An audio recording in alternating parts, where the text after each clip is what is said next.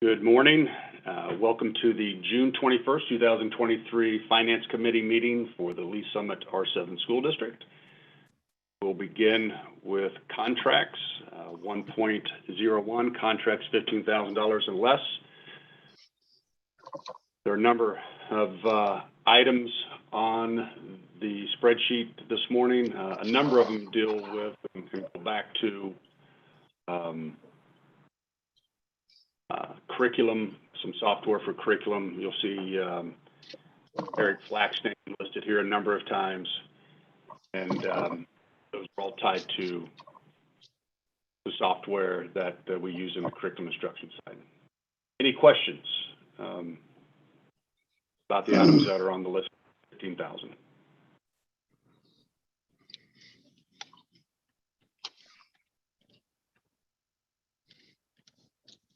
All right, moving on.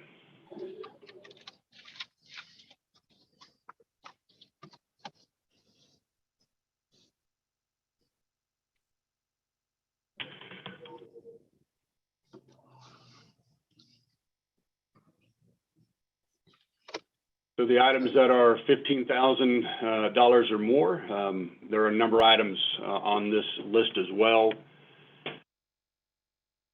As you know from our past meetings, what we will do here just momentarily, we'll go through the list of any item that is listed as new, any renewal that has increased higher than the CPI, we'll also review.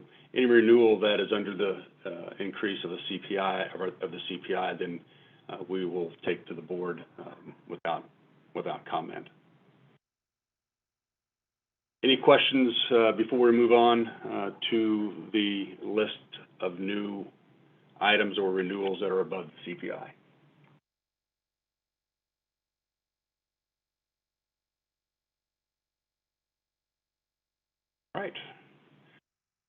All right, moving on to item 1.03, Paper Corporation.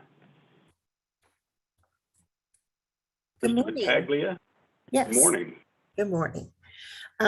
This is a yearly contract that we do through the Greater Suburban Kansas City Joint Purchasing Cooperative, and that consists of a lot of small schools in our area. Well, I shouldn't say small. They're various sizes. Park Hill, Lone Jack, Oak Grove, Independence, Blue Springs, and Lee Summit are some of the most frequent members of that. And we put out a bid for bulk paper, copy paper, colored copy paper of various sizes. And the lead agency on that is Park Hill School District. They put out a bid. We received several offers on that, 4 responsive bids. And the co-op decided that the most value added vendor for this was the paper core. And Park Hill sent it to their board for approval, and it was approved in May. And then we are now bringing it to our board for approval. We are going to be taking 3 truckloads of paper, which is about the average for us. And we spread it over July, August, and September, because as you can imagine, a semi-truckload of paper is a lot of paper. And that will last us almost all year. Sometimes we may have to go back to paper core, and we've been lucky they've honored our bid prices. And if we have ran out, they have allowed us to purchase, what is needed to get through the end of the school year. But this is about, this will hold us for the greater part of the school year for 23-24. Are there any questions? I actually just had a logistics question.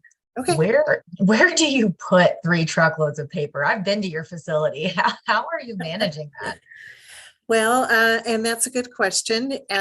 We are able to find some nooks and crannies to put it in here in downstairs in distribution.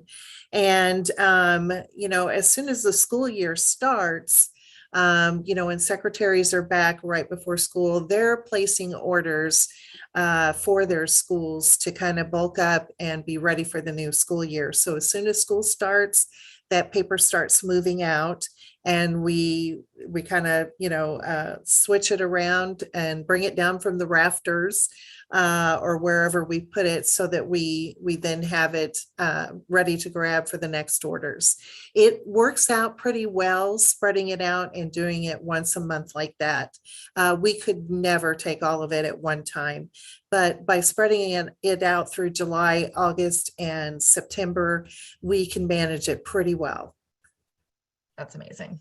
Thank you. I was just curious how you handle all of that, because I can only imagine what that looks like coming in. So thank you. Sometimes I wonder about that too, but Mark Choplin does a great job down there of finding the space, and he's used to it. We do it every year, and it just works out for us. Fantastic. Thank you. If there are no more questions, sorry. Go ahead, Dr. Go right ahead. Moving on to 1.04. I believe it's your item as well. Yes, and this item is for the inventory health supplies. And we put this bid out every year as well. And this is for anything and everything related to what we would need in our school nurses' offices. And we have a section here in the warehouse where we stock those supplies, so that at a moment's notice, they can get what they need. You will see probably by the bid tab that there are about 100 items, and it runs the gamut. There could be sterile water, there's Band-Aids of various sizes, little lifesavers for the kiddos that have that sugar drop, you name it, it's on the list. And as there's just not one particular vendor that can supply everything that we've requested. And we do have a lot of items that are brand specific because our nurses know what they need and know what works for them. So we do not vary or have some generics on some of the things that we stock in the warehouse. So in order to get everything that they need, we are asking for an award to about, I believe there's 6 vendors on this. Henry Schein Medical, McKesson Medical Surgical, Government Solutions, MD Direct Supply, Medco, and School Health Supply Corporation. Together, that makes up the entire list of the items that we stock for them. So we're asking for the approval of all of those vendors, and to make sure that we can receive everything that they need for their inventory. Are there any questions on that one?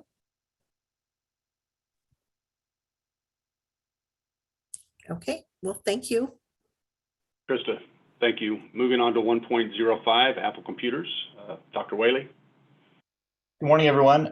So this year we are excited to bring forth this item for your consideration. It's the replacement of our high school Apple Mac labs, plus the addition of a Mac lab for art classes.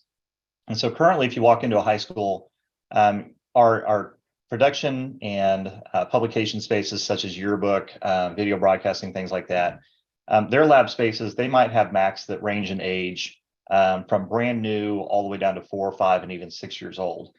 Some of those have been paid for out of fundraising by those programs, and it's really just kind of a hodgepodge of different equipment.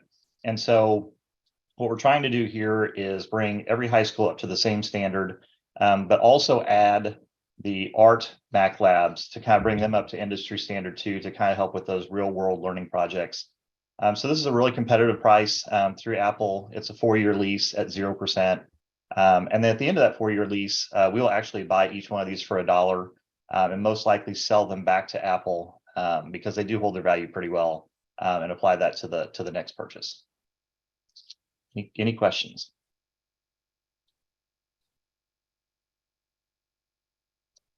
Okay, if it's okay, Dr. Shelton, I'm going to move on to the next one, 106 Dell Technologies.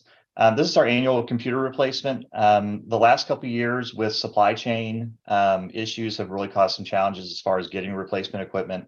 Things are finally starting to open back up. So this is a pretty substantial order. But these are the laptops and desktops that go in our computer labs at our high schools and middle schools, some at Tech. Also our staff laptops, so our front office staff, anybody that doesn't get a teacher service book, as well as student teachers, long-term subs, things like that. So this is just our annual computer replacement we do each and every year. Any questions?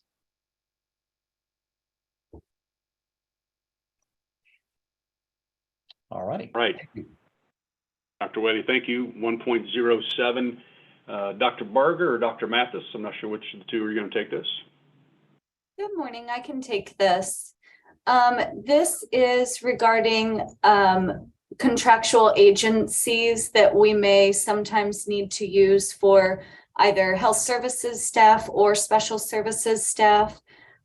We are proposing that the district contract with all of the contract agencies listed following an RFP process. These are the agencies that we believe can meet our needs best when we have short-term and long-term absences or vacancies for these positions. Dr. Mathis, were we having trouble filling these positions when we had like just somebody calling sick, or since this is a new contract, what were we doing last year to fill this need? So when we were contracting for some RBTs and filling some vacancies for paras and things, you saw some contracts coming through from agencies such as Sunbelt and ProCare Therapy. We used those for those particular vacancies. That was actually something new we were doing. We have always had to contract with different agencies for related service providers like occupational therapists, speech and language pathologists. We can't use Kelly Services for subs for those types of positions, as well as LPNs and RNs. And so we've always contracted, and it was just time for us to either renew or not renew with some of those particular agencies. And then we were able to, when we did the RFP, add some to our list that have proven to be effective in providing some staff for us. Okay, thank you. You're welcome. Thank you, Dr. Mathis. Moving on to 1.08, Ms. Sanders, or is it going to be Terry? I can go ahead and take it. I'm here. Can you hear me, Dr. Shelton? We can. Thank you. Perfect. This contract is with Centus and will allow us to start the process of replacing all of the district AEDs and add some to one of our high schools, as well as Great Beginnings and 2 of our middle schools. We currently have 3 different brands of AEDs that we utilize right now across the district. This contract with Centus will allow us to utilize one brand across the district, which will be Zoll 3. We will look at next year purchasing the remaining AEDs. I think how it's sliced up is we're looking at 36 now and 30 next year, and that will get all of our Zoll or all of our AEDs at the same brand, which are Zoll 3s. That is the same brand that the city is looking to utilize also. And so this is just to start that process to revamp all of our AEDs across the district. Oh, as well as, I apologize, as well as the monitoring software that comes along with it. So the monitoring software will be an app that will be utilized by health services to track when AEDs need to be checked, when they have parts that need to be replaced. There's monthly checks that have to happen, and that all syncs within the app and will be monitored out of Terry's office and in health services. Are there any questions? I'm not sure if this is a question for you, Ms. Sanders, or more operations, but who does the training? Is every staff member trained on the AED, or is it just our health team? I can take that. Staff are offered 3 different times throughout the year. American Heart Association CPR with AED training. And usually we do around 750 to 1,000 staff members each year. So that we have plenty of people in the building that are trained in use of AED. So are they standard enough that when we're changing the model and consolidating to all one type, that it's going to be, does everybody have to be retrained is kind of what I was getting at.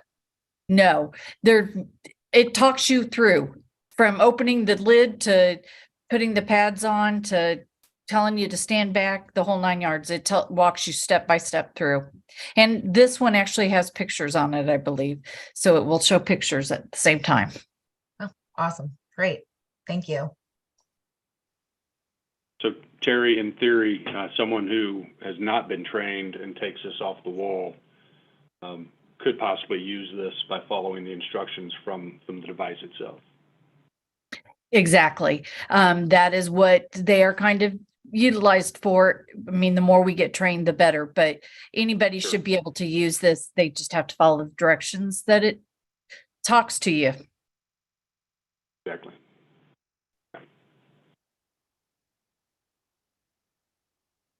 Thank you. Thank you. All right, moving on to item 1.09, E3 diagnostics. Dr. Mathis. Yes, this is actually just to replace audiometers. It's because of the amount that we have this on the agenda today. This has been a process that we have been rotating through to replace the audiometers. Some of them are very old and not functioning well, and or the parts can't be replaced with the companies that we work with to do repairs. So we have been working through replacing those on a rotation schedule over the past several years. These are used in measuring a student's ability to hear. We need to do that, as part of the screening process for hearing screenings in schools, but also if we have reason to suspect a disability for a student under IDEA, we have to first screen and make sure that they can see and hear okay. So this is part of that process, and our speech and language pathologists are trained to use these devices. It is due to the amount being over $18,000 that this is on the agenda today. Any questions? Dr. Mathis, thank you. Moving on to item 1.10, environmental science 50/50 career education equipment grant. This is actually very exciting news. Shannon Booth. Good morning. The Environmental Science 50/50 Career Education Grant is a grant that's offered to career and technical education courses, and the Environmental Sciences program that will start out at Paradise Park in the fall was recently approved as a career and technical agriculture course, which now opens up some career and technical education funding for us. So I've written a 50/50 career education equipment resource grant in order to offset 50% of some of the startup costs for the environmental sciences program out at Paradise Park. Any questions? Shannon, when do we typically receive word whether the grant's been approved or not? It's due by July 1st, and there's usually probably a 2-week turnaround. So as soon as it's approved, I'll get it submitted on Friday if it gets board approved on Thursday. And then I would expect to hear shortly after, within a week or two of July 1st. Thank you. Moving on to item 1.11, Global Spectrum Contract, 2024 graduation. Dr. Potts.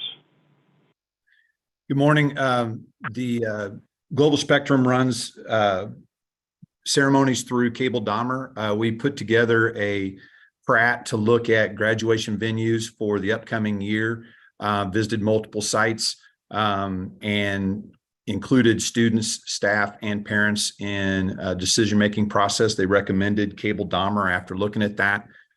Cable Dahmer comes in just to secure that facility for our 3 graduation dates, the 17th, 21st, and 22nd, at $12,000 per day, for a total of $36,000.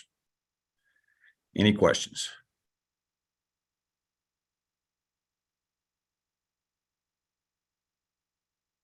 All right, Dr. Potts, thank you. Thank Moving you. on to 1.12, Dr. Flack.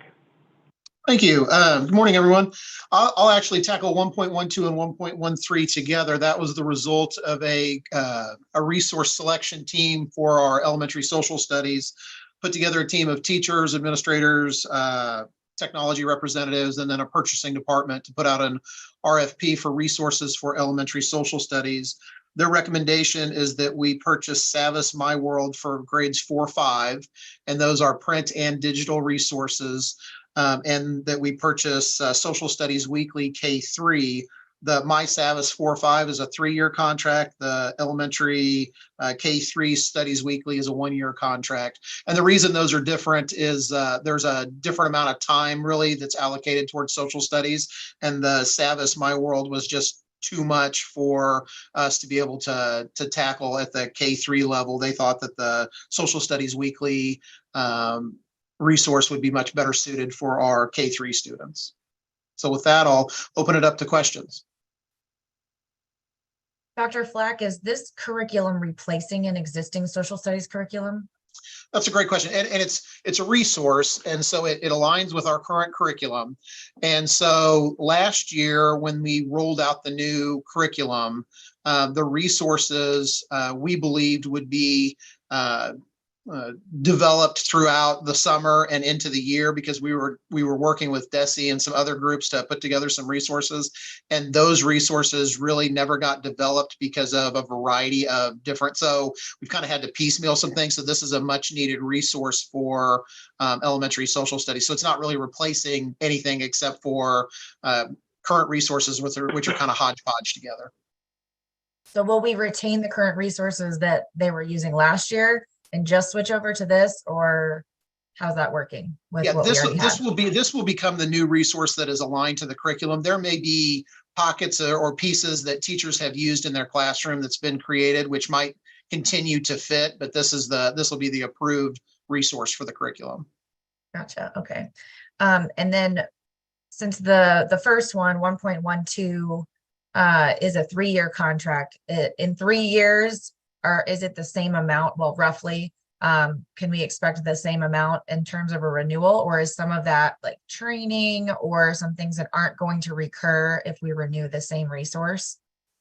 Yeah, it would be roughly the same in 3 years to continue that resource. There will still be probably some print additions possible, but if we wanted to continue on and purchase the digital resources, it'd probably be close to the same. Okay. Great, thank you. And Board Member Eslick, and we would follow our procurement process and RFP it and go out to the normal process. Right, I just didn't know if I didn't know if the renewal of it, there would be less of a cost because we're already on that track, or I was just trying to understand how that works. So, but yeah, I definitely, That will definitely be a lens we look through. You know, anytime you transition from one resource to another, there is, I'll say, a cost to that, both in time and training and implementation. But that will definitely be a lens we look through. Make that consideration. Perfect. All right. Thank you, Dr. Flack. Moving on to item 1.14, Tang Math. Dr. Kinney. Good morning. I'm coming to you from Dr. Potts' computer. Mine did not want to play nicely with Zoom this morning. So good morning. This is actually just a renewal, and actually it's a decrease of about $84,000. And so this is just a math resource that teachers have utilized through with our curriculum, as well as it allows Tangy Tuesdays and Wordy Wednesdays, which a lot of people are familiar with, which are more problem solving based. So this renewal, we've looked at utilization, teacher utilization stats. And so with it, we've decreased the numbers of those using it, really try to get down to kind of end users and who's really teaching math and who we need to pay for having a subscription. So I think the total is around $66,000.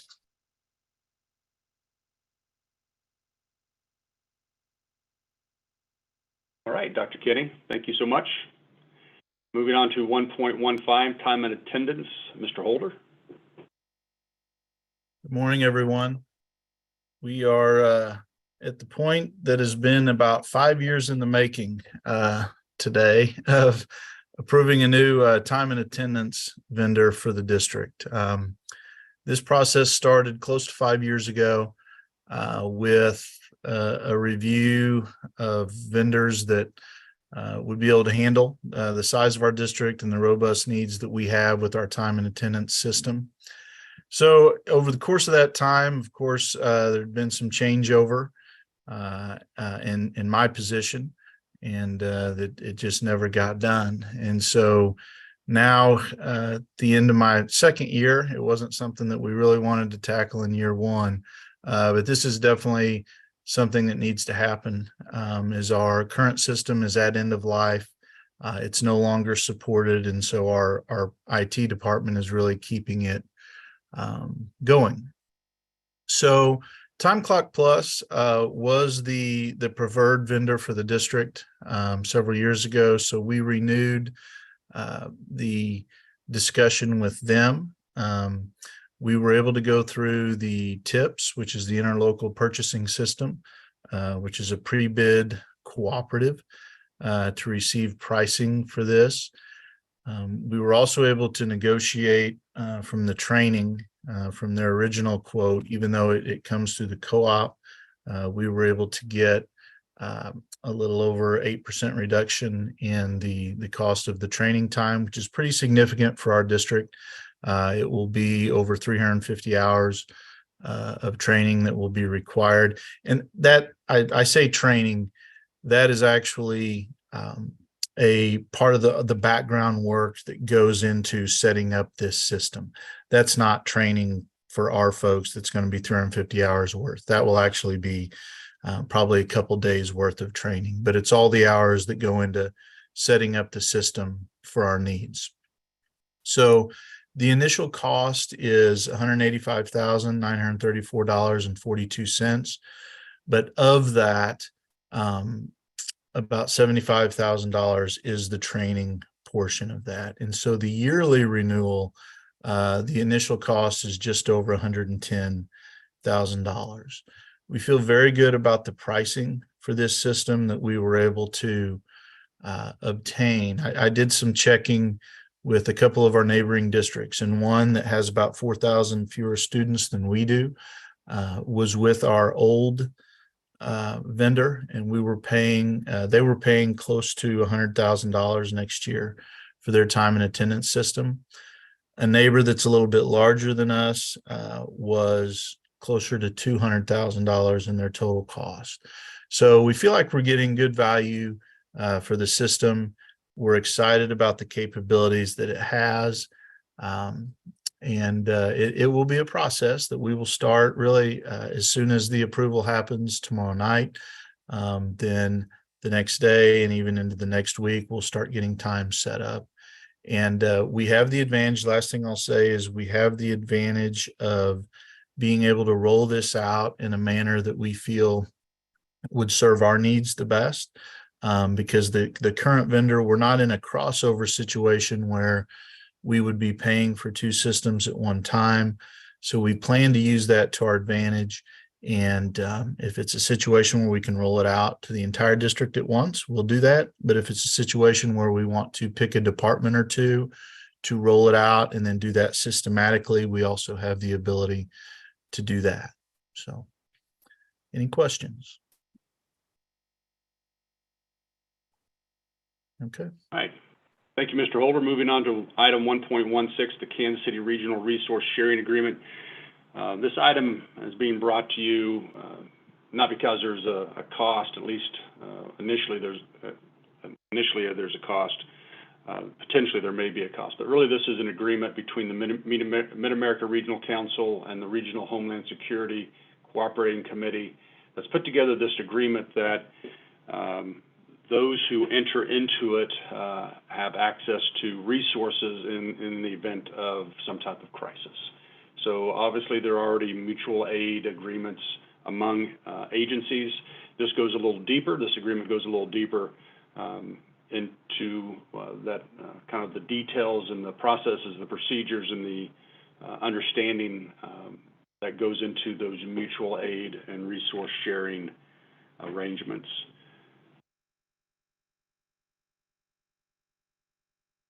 Are there any questions?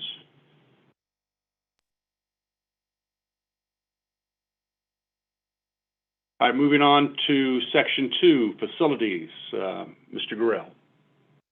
Thank you very much. First item I have to present today is for Blackstone Environmental. This is a contract that would bring the district into compliance with the Get the Lead Out of School Drinking Water Act that was passed in August of 2022.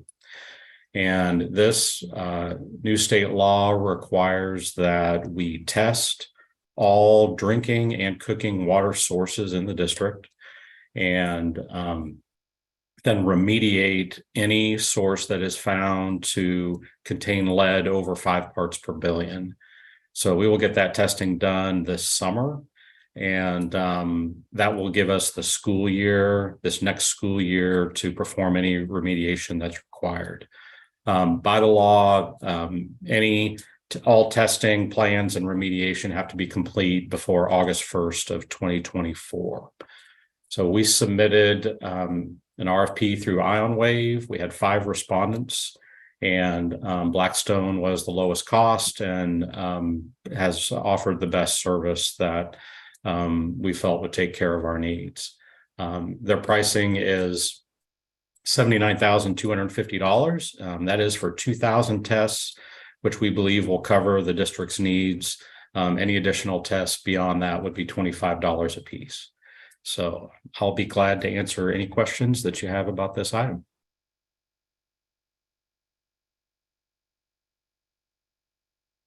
All right. Thank you. The next item, I'll just move on to that, is the bond budget update. There are no substantial changes from last month. We're still holding in the same financial picture, and I'll be glad to answer any questions if you've had time to review that item.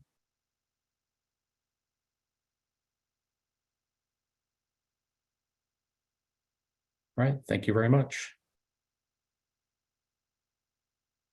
Thank you, Mr. Gurrell. Moving on to Section 3, Mr. Holder.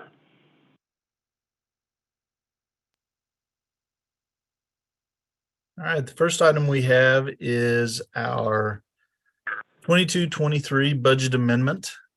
We have tomorrow night, we actually will have a work session before the board meeting and then the actual approval at the board meeting. And so today I'll go through these not as thoroughly as I will tomorrow night, but I will just try to hit some of the highlights. And then we will again have that final approval tomorrow night. Hannah, if you could actually click on the attachment at the bottom, I think that would probably be, yeah. So this is a familiar one-page summary of our budget. As we amend the budget tomorrow night, this is what we'll use when we approve the 23-24 budget. We also have the similar summary document, but then we'll also have a more robust document that actually should be online today, that is more of a narrative discussion, kind of outlines all the different terms, the funds that we use, and then breaks down all of these expenditures in a more detailed manner. But to look at the 22-23 budget, at our board retreat a couple weeks ago, if you remember, if we want to look at the two highlighted areas, the one up top the 75,067,032, and then the bottom left corner. That has improved ever so slightly from last 2 weeks. We had a couple of weeks ago, we were at 32.57% for the ending reserve. So this is something that we adjusted as recently as yesterday. So it is, we have 9 days left in this month. We have more payrolls that are coming out, which we can project payroll with quite a bit of accuracy. But invoices, things that come in, we're at the point now where, we can make a decision most of the time about this fiscal year or next, but there are still things that come up that we may not have anticipated for this fiscal year, or things that we thought were going to be this fiscal year that we push off to the next. So the main thing I wanted to highlight with this amendment is you'll see the adjustments in our Fund 1 revenue. That actually stays fairly consistent with where we had projected it back in February, but we are planning to move a little bit more of the Fund 1 revenue through our merchants and manufacturing revenue.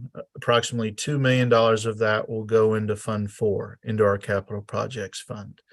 We're doing that intentionally because we want to try to build that fund up for next year. We have a pretty robust spending that is going to happen next year out of our capital projects, as well as some items that we thought might get done this year that just didn't. Dr. Whaley mentioned some of those earlier in his presentation about some of the expenditures for technology. Not all technology expenditures are capital project expenditures, but some of them are, depending on the price. And so that's one of those things that we actually had slotted in this year that we're going to do next year. The teachers' revenue is going to be up. Again, we decided to reimburse or get reimbursed for a little bit more of the available ESSER-3 money, just in response to some of the things that were happening a month or so ago with the debt ceiling, and worried about some of those allocations. We decided it would be prudent to go ahead and get that now. In addition, the money has been spent, and we're over 5% right now in our interest rate environment. So let's get the money now as opposed to 6 months from now is part of our thinking there. Capital projects, again, that is boosted by an additional $2 million that we will make sure gets transferred into our capital projects fund prior to June 30th. Debt service is strong, a little bit ahead of where we thought we might end the year originally with our revenue.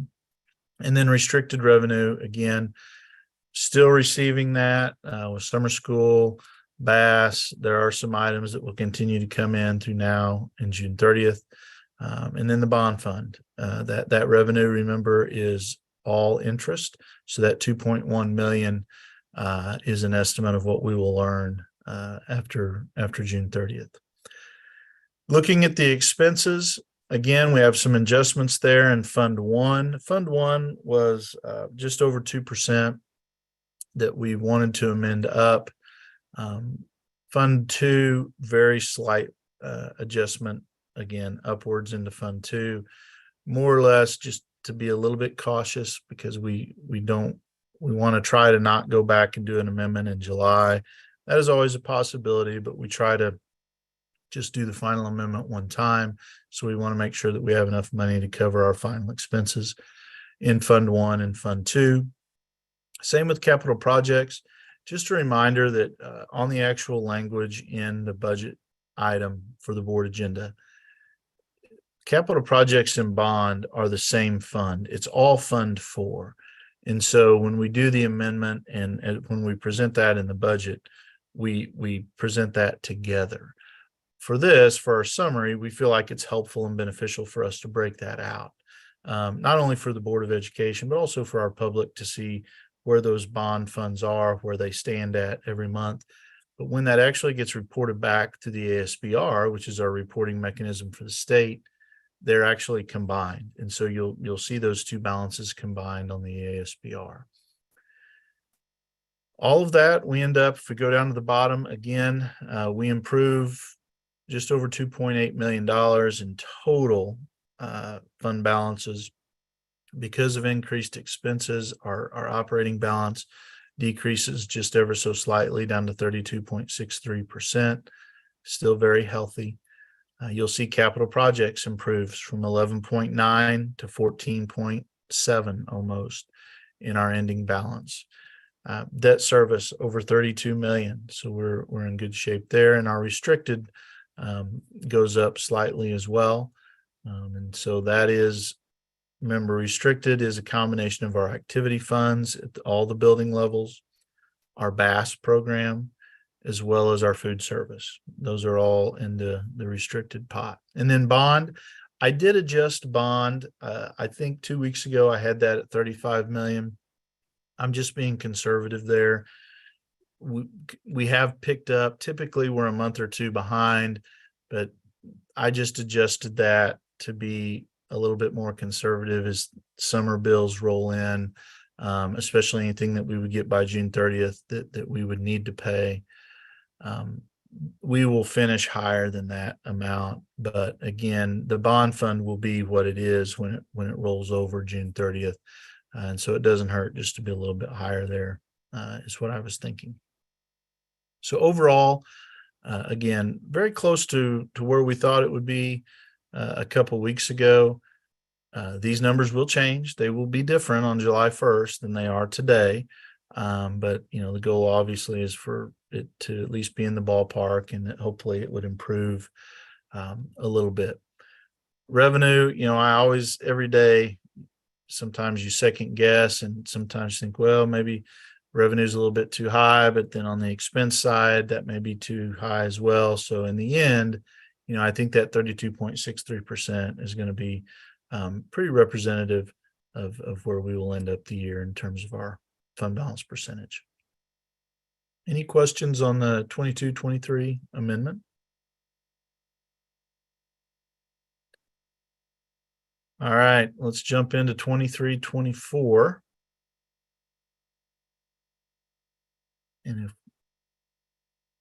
Thank you. So you will see at the top, all across incidental teachers, capital projects. Again, this is the same one-page summary. And what you see at the top is any number that was at the bottom of the 22-23 budget amendment that goes to the top. That's our beginning fund balance for the next fiscal year. And so just some highlights here. You'll notice the big revenue jump in Fund 1, the incidental fund. That is due to the 20 cents coming over that was approved in April. The teachers fund, you'll actually know a little bit of a decrease. You'll notice a little bit of a decrease there. That is primarily due to the ESSER. Remember, we have a large ESSER amount this year. Next year, that will be a much smaller amount. This year we had just over $8 million. Next year will be under $3 million. So you see a little bit of a decrease there. The formula in the teachers fund, the Prop C, again, very much the same as last year. Not much change in our state funding, which is primarily that goes into the teachers fund and Fund 2. Cap projects, you can see the revenue there, close to 9.8 million. And then you will, as you go down, you can see a more robust spending expectation that we have in those capital projects. Debt service, again, I want to highlight this. We'll start with over 32 million. We are projecting to end at 17.1 million, but that is a good thing. We're going to take advantage of some opportunity to prepay part of a 2016 bond issue. We've slotted in, and this is preliminary, but the possibility of prepaying $15 million from the debt service, which is why you see that 32 million drop to 17. This could save the district over $10 million in interest savings, as well as a better rate on the small amount that would get refinanced. So we're anticipating that opportunity in FY24, and so that is reflected there in the budget right now. moving back over to the left just a little bit, you'll see our capital projects. We're still anticipating that being around 10 million. There is definitely possibilities as we go through the year. We may come back at future amendments. We may ask the board if we want to take that a little bit lower, if there are some things that we can accomplish this year that we feel like that we should. 10 million is a healthy balance, but we're a large district, and so you definitely want to have a decent amount of money in the capital projects fund every year for those unforeseen, for the planned expenditures, as well as some things that could be unforeseen that happen. Restricted, again, we're anticipating that being another strong year in restricted, and really that's a reflection of all three things. Our BAS picture continuing to improve potentially, but also food service, as well as our restricted revenue. We're just seeing a lot of activity, which is good because we're back under normal conditions. And so typically your revenue your expenses and the activities lag your revenues, which is the way that it should be, right? You typically raise the money first and then you spend the money afterwards. And so that's typically why you see a little bit of a bump at the end of the year. If it were to ever end and play out, it would all even out in the end. But as we roll over from year to year, of course, that doesn't happen. So bottom line, again, 77.8 million. Looking at the bottom line, 79.688. Again, going up about $1.8 million, just a little bit over. Fund balance, again, 31.02%. That will change as we go through the year. We try to be fairly conservative, again, in our initial projections, but there's also a lot of unknowns, I think, as we head into FY24. And so we try to prepare for as many of those as we can. But, as the year goes on, the bottom line is we're in a very strong position. I've said this before, it is important to be able to be in a position to weather not just one down economic year, but, the potentially two or three. And our district is in a good position to be able to do that. Any questions on the 23-24 proposed preliminary budget? I have a couple. Yes. Thank you, by the way. You always do such a great job, and I really appreciate how thorough you are. So one, just back on the budget, we're talking about revising for this year because it directly impacts this one. So refresh my memory, because I'm sure we've talked about this before. Do we have a true up once we kind of have, we know exactly where everything landed at the end of the year? And then those numbers that we have at the top of our budget for 23-24 may change a little bit? Yes, definitely. So actually next month is the true up. You don't get an exact true up until the ASBR is submitted, and then the audit comes in this fall, and then they verify all of those numbers. Typically, what we would see is, sometimes it's exact. The total should always be exact, right? But sometimes the auditor will say, no, that should have been a capital expense or a general expense, incidental. And so sometimes you'll move a little money in between funds, but your total, obviously should tie out. So, but in July, we will present that. Where you will see the next budget amendment will be September, when we set the tax rate, and then those numbers would change. But I'll be able to, in our July meeting, I'll be able to tell you how we ended the year. And I could, we may even be able to adjust. It won't be an amendment that would go to the board, but we can certainly see, because what I'll do for July is I will put these numbers in to our normal monthly sheet. And so you'll be able to see how we finished from the revenue and expense side. And so, yeah, it will change. And then when we do the amendment, that'll be reflected. The ASBR audit will confirm that. And ultimately, the numbers that you see at the top of the 22-23 amendment mirror our ASBR and audit to the penny. So that is how that works. But yes, well, that's a long way of answering in July. You'll see the true up on this. I kind of figured. Okay, thank you.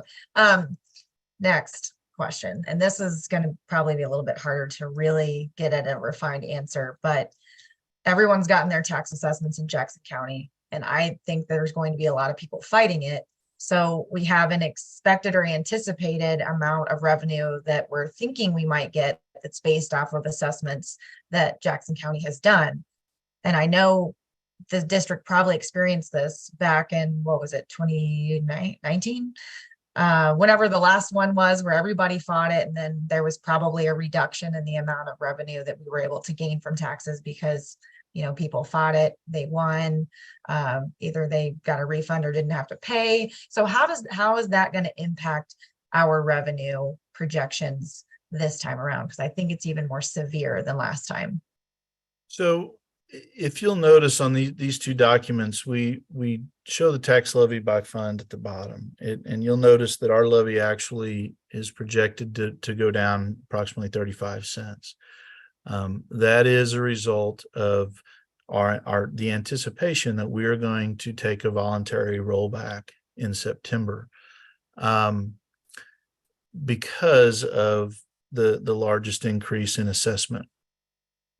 The way that will work from a practical perspective is all we have from the county that we're operating off of is an estimate that we received in March.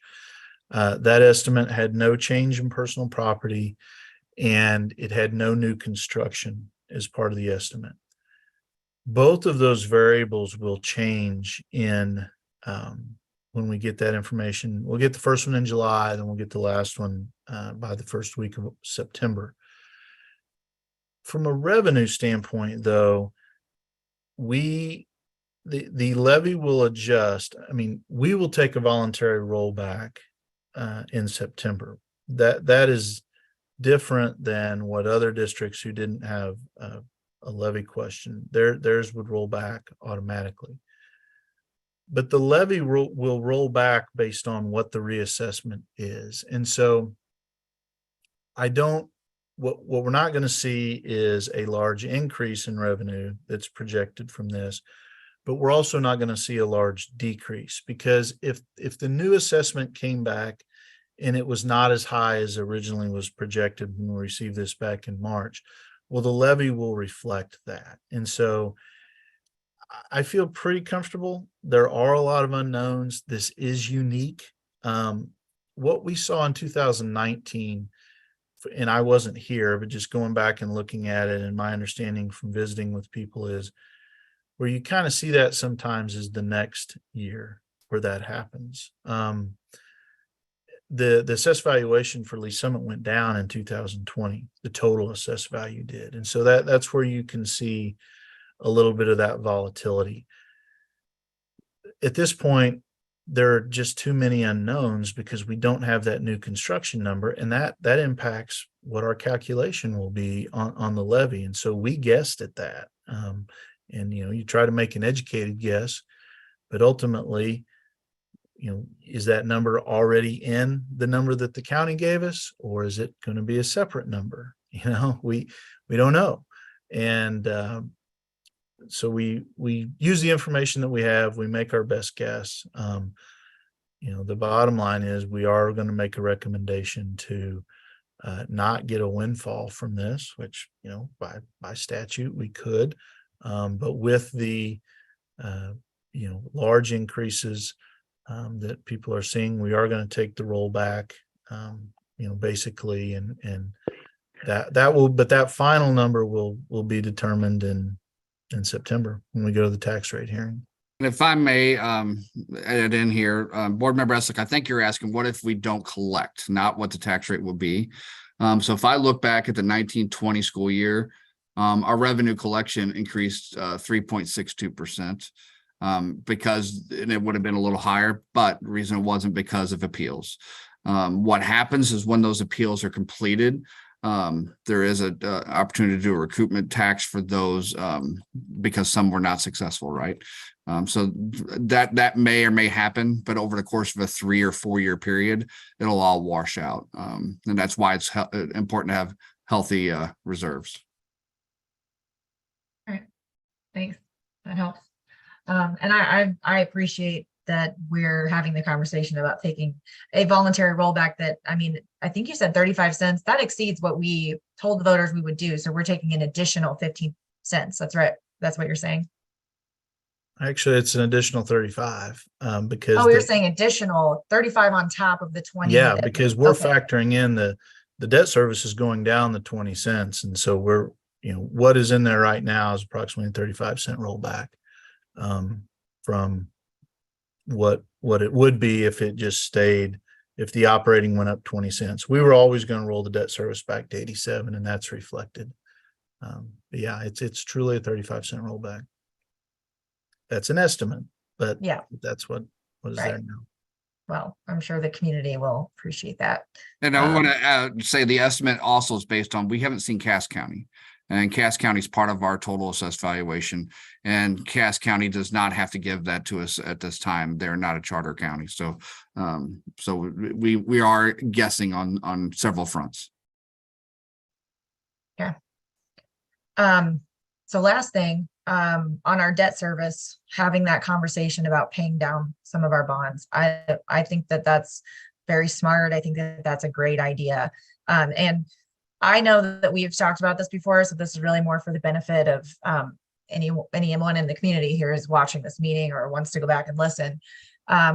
Dropping our debt service down to $17,000 is not a concern. And can you just kind of speak to why and how that will build back up and between now and like our 2025 bond? Maybe just kind of talk a little bit about that.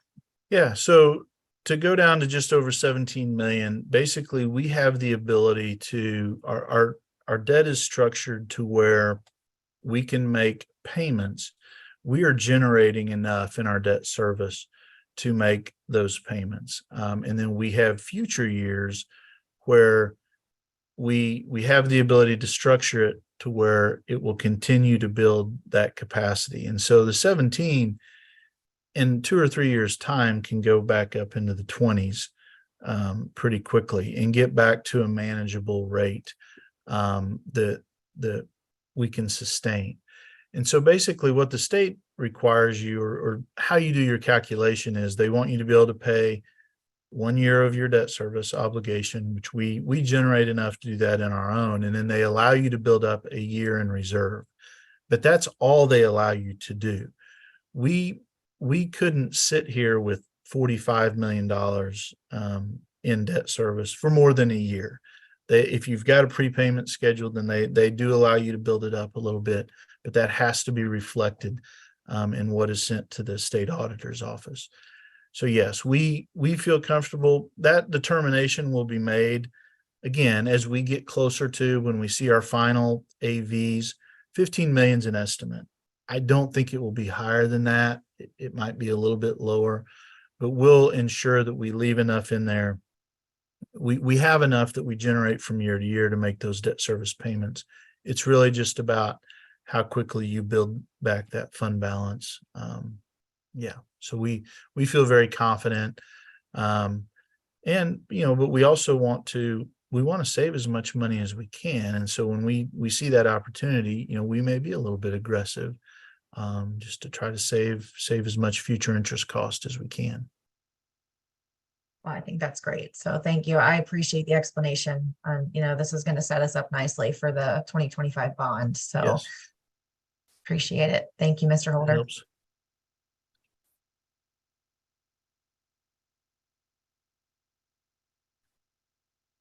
All right.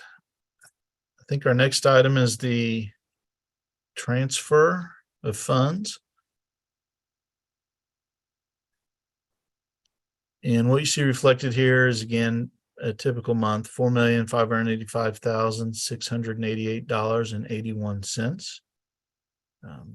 Next month, when we do this, that amount will be a little bit higher because we will have 2 payrolls, both the June and July, that will be reflected in the month of June. And so that is always our highest month for a transfer. All right, then our last item,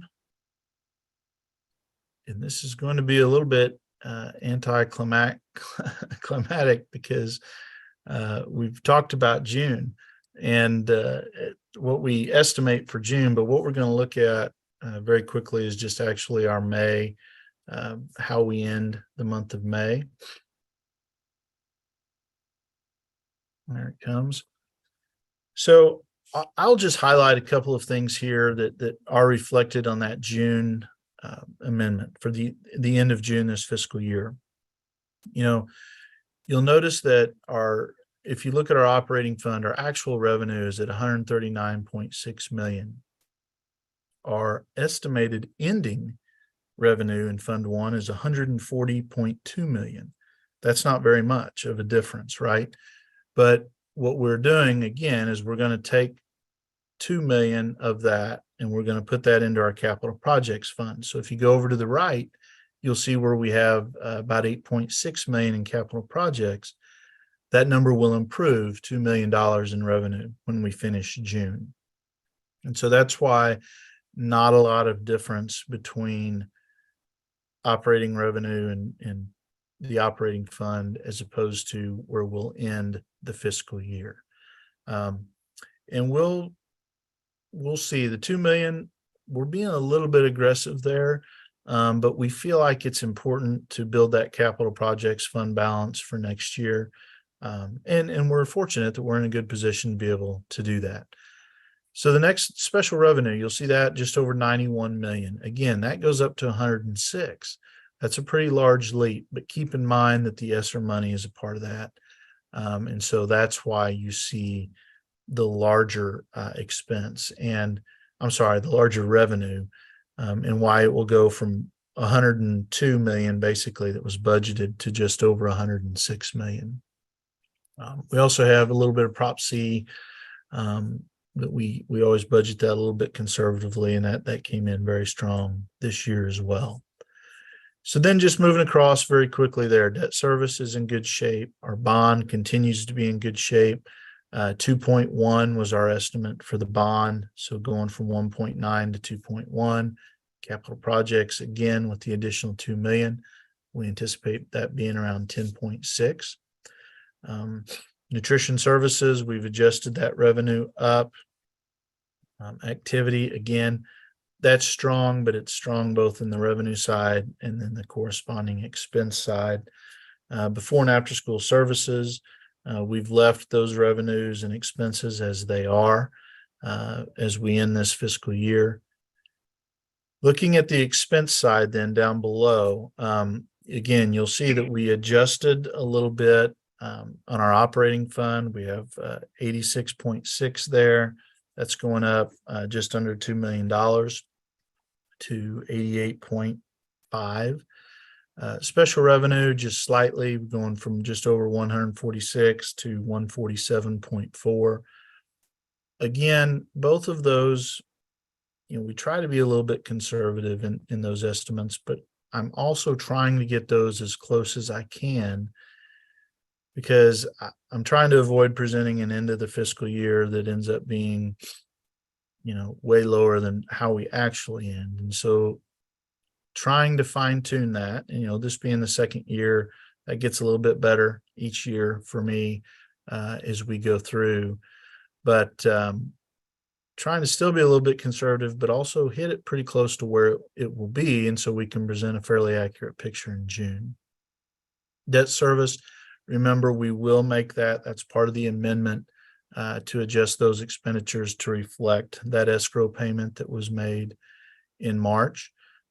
Bond is tracking and it will finish where it finishes based on how much of the project we get completed and how much we are able to actually pay out on those invoices. And then capital projects, we're continuing to spend that, but we are not going to meet, we budgeted 18.8. Again, you always try to budget a little bit more, but some of those projects don't get done. And you do as many as you can, but that will be reflected in higher fund balances next year to start the year. Nutrition services, all of our restricted funds, again, will raise the nutrition services expenses a little bit, as well as the activity and LSEF, but those are pretty much mirror matches on the revenue and expenses. If you go down the bottom left, the operating fund balance, you'll notice from a percentage basis that it's a little bit lower. The one thing I just want everyone to be aware of and assure you is last year we had that LSR2 payment, which was a little bit over $4.5 million. We received that in May. So that's why you see that jump up. We didn't have any of that this year in May. And so if you factor that in, we would be running a little bit ahead of where we were at this time next year. Nutrition services, again, fund balance remains strong. Activity, it will vary, and we'll see where we end up the year. But again, that activity fund is not meant to be a revenue generator. It's really meant to wash out revenues and expenses for both the foundation and our building activity funds. And then BASS, that should come down in June just a little bit, and we would anticipate that continue to improve next year as we go through the year. So any questions on the revenue and expense report?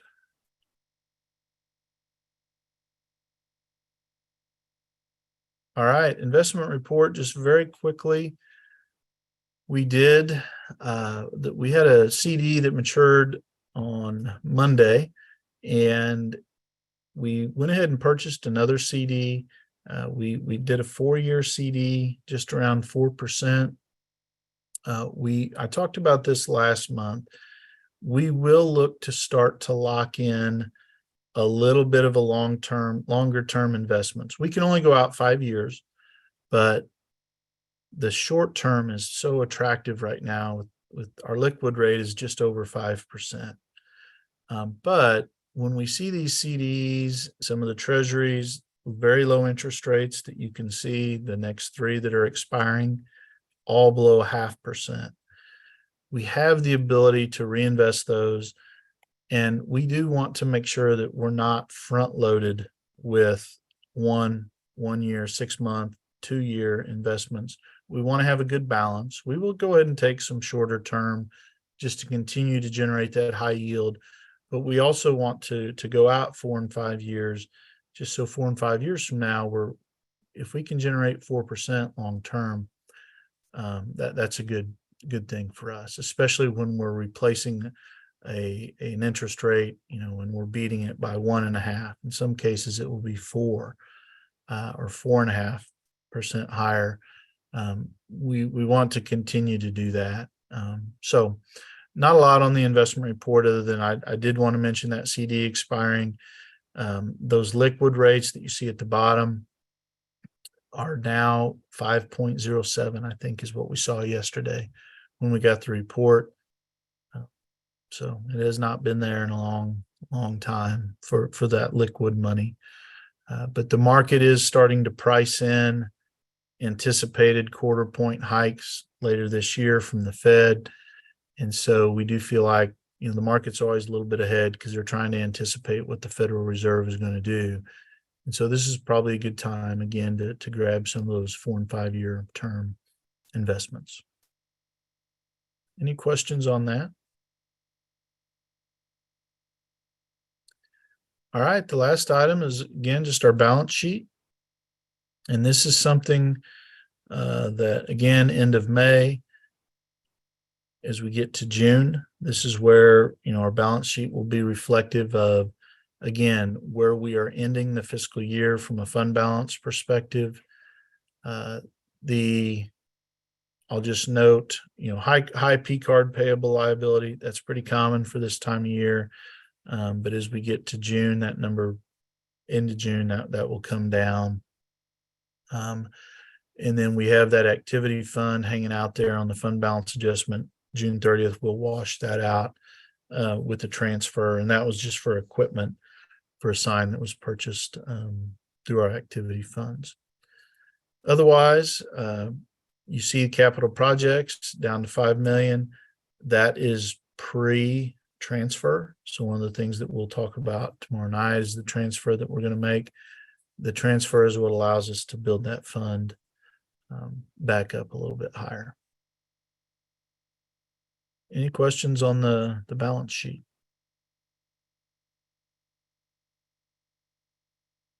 All right, thank you, everyone. I know that was a lot of information, and again, tomorrow night we'll go through the budget amendment to end this fiscal year and next year's preliminary budget, and get both of those approved.